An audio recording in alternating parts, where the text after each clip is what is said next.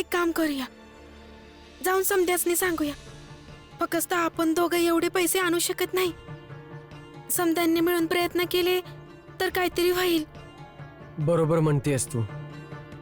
चल.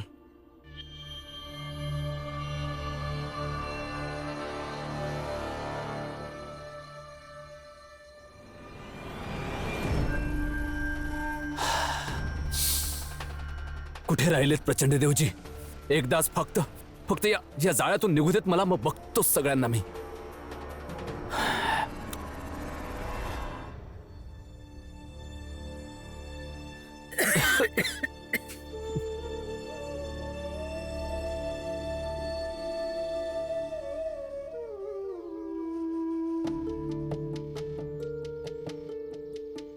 काय झालं बाबा? सगळं ठीक आहे ना? हो, ठीक आहे.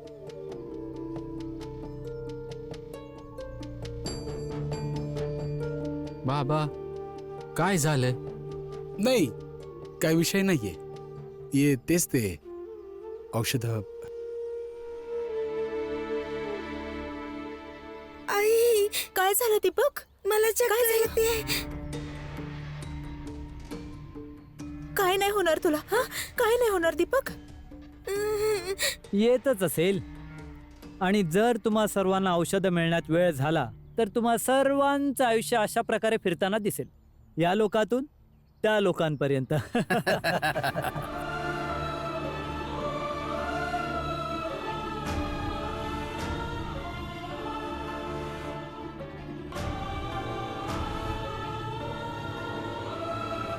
भीम, भीम पोरं काय झालंय? माहित झालं औषध कितीचं आहे?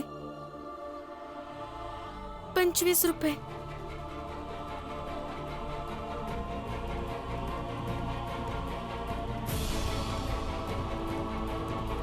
काय 25 रुपये? हे तर खूपच जास्त आहे. एवढे पैसे आपण कुठून आणायचे? अरे ऐक, एक एक कप चहा आणखी घेऊन ये. आता नाटकामध्ये आणखी मजा येणार आहे. लाज नाही वाटत तुम्हा समध्यासनी? स्वतः कोणाचा तर मुलगा असून आणि तुमच्या सगळ्यांची पण मुलं असतील ना? आणि माझ्या मुलाला असं तळमळताना बघून जरा बी दया येत नाही तुम्हा समध्यासनी? नाही येत दया. माझी आई मला लहानपणापासूनच निष्ठुर म्हणत आली. आणि दया येईल तर आपल्या लोकांवर, आपल्या जातीच्या लोकांवर. आणि जास्त बोलू नको. जिथे बसली आहेस ना, गुपचूप बसून राहा आणि काळजी कर आणि विचार कर तुझ्या या लोकांचा उपचार कसा होईल. तुम्ही शोभा गप. आजपर्यंत आम्ही प्रत्येक अडचणी संग लढत झगडत सोडवत आलो आहे की, तसंच आम्ही या अडचणी बी सोडवून बाहेर पडू. बघाच तुम्ही.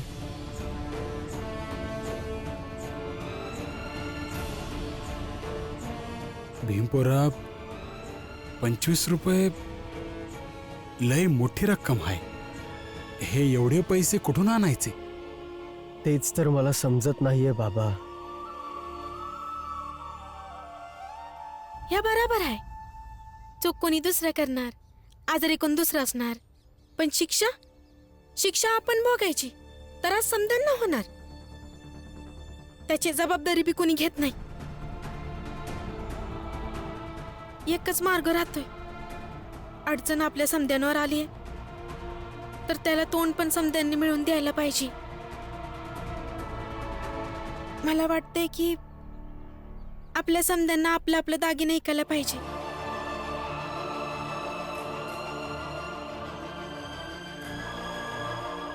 तुमच्याकडे जे काय बी आहे ते ऐकून पैसे गोळा करून औषध आणून डॉक्टर साहेबांना देऊया.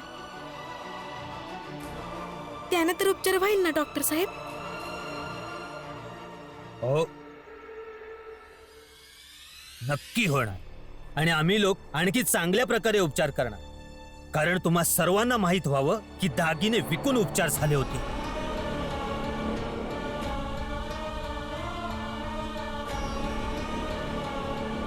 माझ्याकडे अजून एक मार्ग आहे ज्यामुळे दागिने विकावे लागणार नाही. काय? बाबा तुम्ही दोघे जरा या.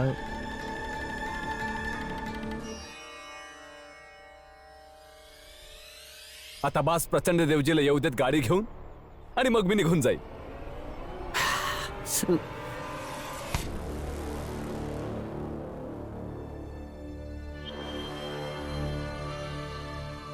चल नरोत्तम.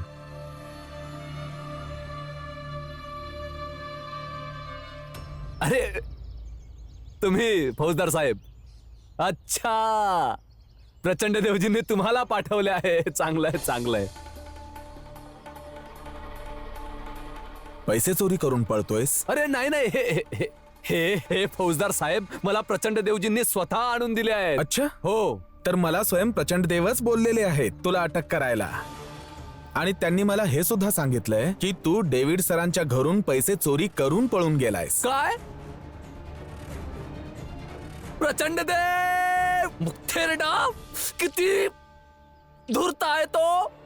पकडाय आला. अरे नाही नाही नाही, अरे अरे फौजदार साहेब माझं म्हणणं ऐकून घ्या. अहो हा हा कोट आहे माझ्या विरोधात त्या त्या थेरड्या प्रचंड देवजीचा. त्याच्या 10 पटीने पैसे देईन मी. माझा ऐकायला जाऊ द्या, मला कळलं.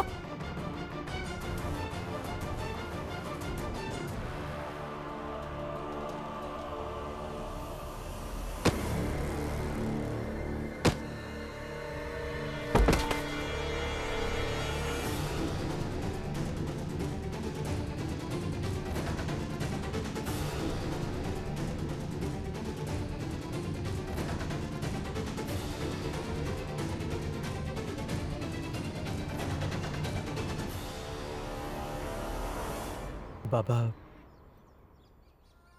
आपल्यासारख्या अभावग्रसित लोकांसाठी दागिने विकणे शेवटचा पर्याय असतो. आणि आजारपणाच्या समस्येमध्ये आपल्याला शेवटच्या उपायाकडे नाही पाहिलं पाहिजे. सर, या भीमरावने काय डोकं चालवलं असेल? डॉक्टर साहेब, जर भीमने त्याचं डोकं चालवलं ना तर तुमचा आणखी एक हेतू निष्फळ होणार. आणि डॉक्टर साहेब, आम्ही सगळ्यांनी तुमच्या सगळ्यांची लय इज्जत केली, पण तुम्ही सगळी तुमच्या कर्तव्याला समजलंच नाही सर. बराबर बोलला तुम्ही. आपण समजे जर आपली आपली दागिने ऐकून औषध आणले तर आपल्याला पुढचं आयुष्य जगायला त्रास होऊ शकतो. आणि आपल्या समजात असा कुणी बी नाही ज्याच्याकडे एवढी दागिने आहेत की ते समजा ऐकून औषध आणू शकेल. मला वाटते की तळ्याजवळ जे काही बी झालं ना त्याला कोणीतरी उत्तरदायी पाहिजे. मग आपण त्या आधारावर काहीतरी करू शकतो. पण काय करायचं आणि कसं?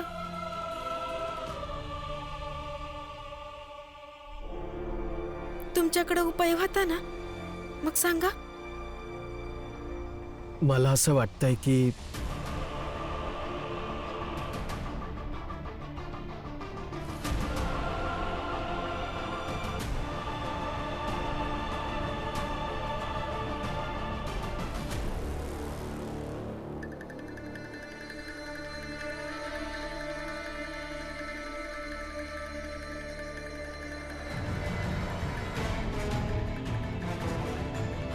नरोत्तम,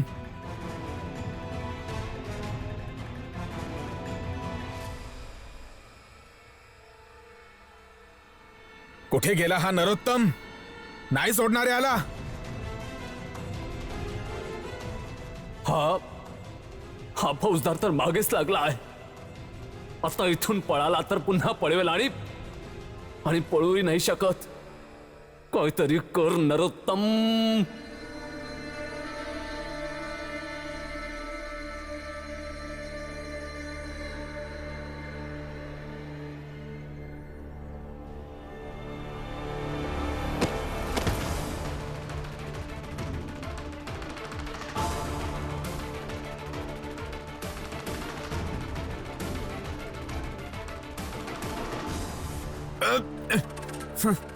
नरोत्तम, तू ऑन ड्युटी पोलिसावर हात उचललायस, त्याला असं बांधून ठेवलंयस.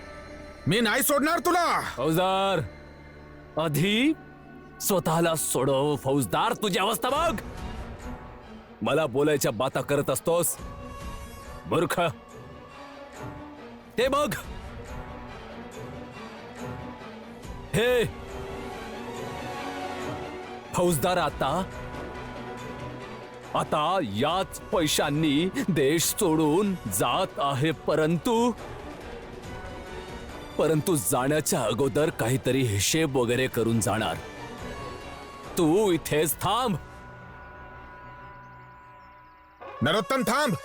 नरोत्तम.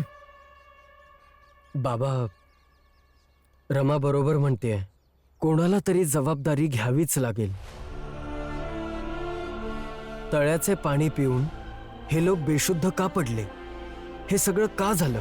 कोणी ना कोणी जबाबदार असणारच, आणि जो जबाबदार असेल तोच औषधांसाठी पैसे देईल. त्याला भरपाई तर द्यावीच लागेल. पण कुणाची जबाबदारी आहे आणि काय तो ही जबाबदारी घेणार? माहित नाही, पण आपल्याला प्रयत्न तर करावेच लागतील ना. तू एक काम कर, जाऊन जिजाबाईंना सांग की त्या इथेच थांबून सर्वांची काळजी घेतील.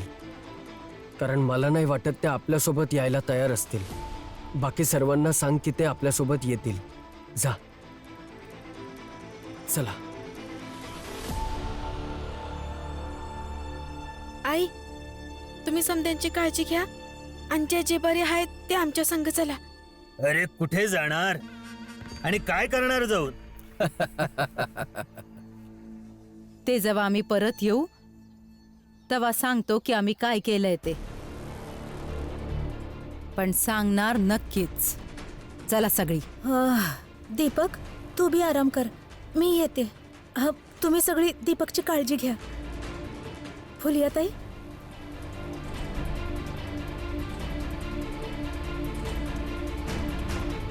ऐक, असं इथून पळत डेव्हिड सरांच्या घरी जा आणि त्यांना सांग की भीम काही लोकांना घेऊन नवीन नाटक करणार आहे. लवकर जा.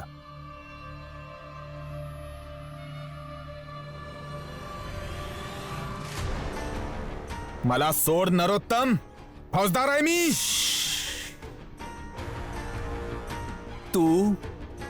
तू आता फौजदार नाही, तू आता माझा पोस्टमन आहेस. कारण की हा माझा संदेश त्या दोन मूर्खांपर्यंत पोहोचवणार. फौजदार मी गेल्यानंतर या दोऱ्याला सोडून घेशील आणि मग हे वाचशील.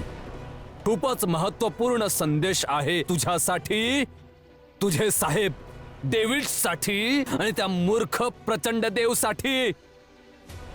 वाचशील.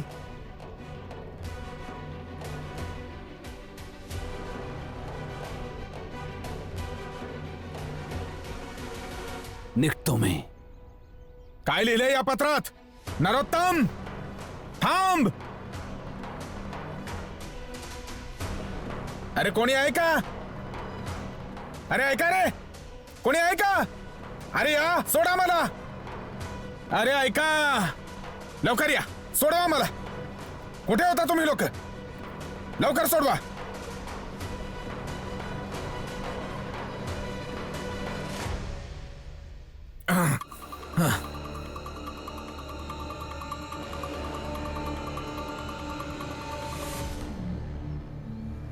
David sir, David sir. काय झालं? इतका भांबावलेला काय? डेव्हिड सर, भीमराव आपल्या लोकांना घेऊन हॉस्पिटलमध्ये निघालाय. मला वाटतं की तो तुमच्याच घरी येतोय. येऊ देत, बघून घेऊ. चला. सर,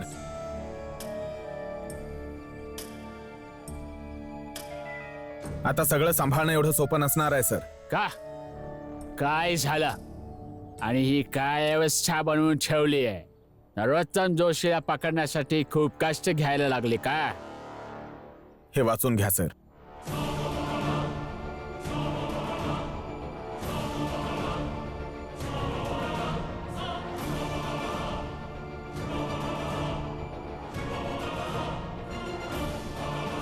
आमचाही अधिकार आहे जगण्याचा.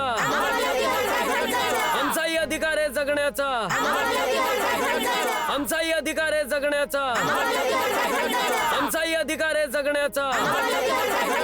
आमचाही अधिकार आहे जगण्याचा. आमचाही अधिकार आहे जगण्याचा. आमचाही अधिकार आहे जगण्याचा. आमचाही अधिकार आहे जगण्याचा. आमचाही अधिकार आहे जगण्याचा. आमचाही अधिकार आहे जगण्याचा. आमचाही अधिकार आहे जगण्याचा. आमचाही अधिकार आहे जगण्याचा. आमचाही अधिकार आहे जगण्याचा. नाटक नाही करत होत आम्ही. आमच्या मागण्यांना आवाज देतोय आणि घोषणा द्यायचा प्रयत्न करतोय, ज्याला तुम्ही अडवू शकत नाही. आणि या घोषणा तेव्हाच थांबतील जेव्हा तुम्ही तुमच्या अधिकाऱ्यांना बोलवाल आणि आम्ही त्यांच्या संग बोलू. काय सर, नरोत्तमला पकडण्यासाठी मी त्याच्या मागे धावलो.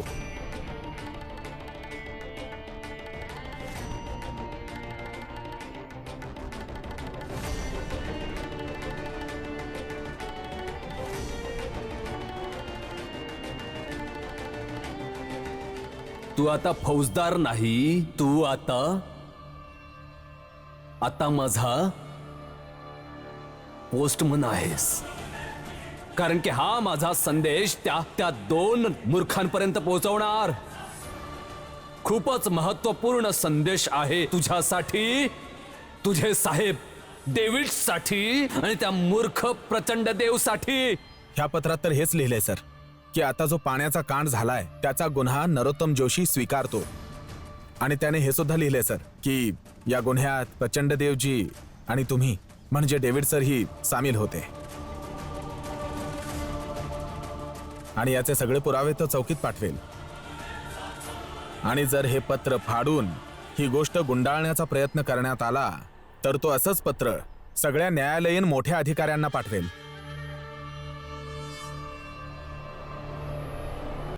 युजलेस. तू त्या नरोत्तमला देखील पकडू शकला नाही.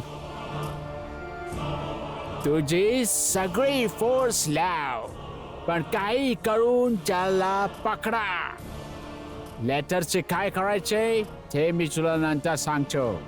सर, पण त्याला कसं पकडणार? नरोत्तम लंडनला पळून गेला. ऐ, तो लंडनला पळून गेला. तुझ्याकडून एक काम सुद्धा ठीक होत नाही. बावळट, जा, गेट लॉस्ट.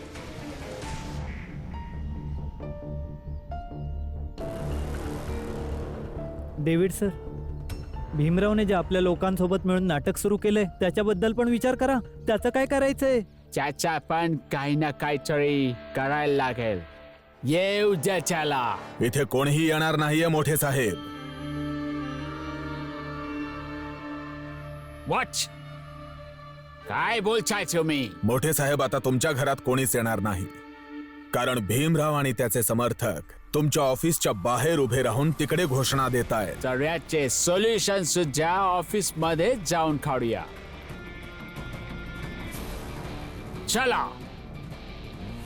आमचाही अधिकार आहे जगण्याचा. आमचाही अधिकार आहे जगण्याचा. अहो, शांत व्हा तुम्ही. शांत व्हा. शांत राहायला आम्ही एवढ्या लांब नाही आलोय, तर आम्ही आमचा आवाज वरपर्यंत पोहोचवायला आलोय. अच्छा,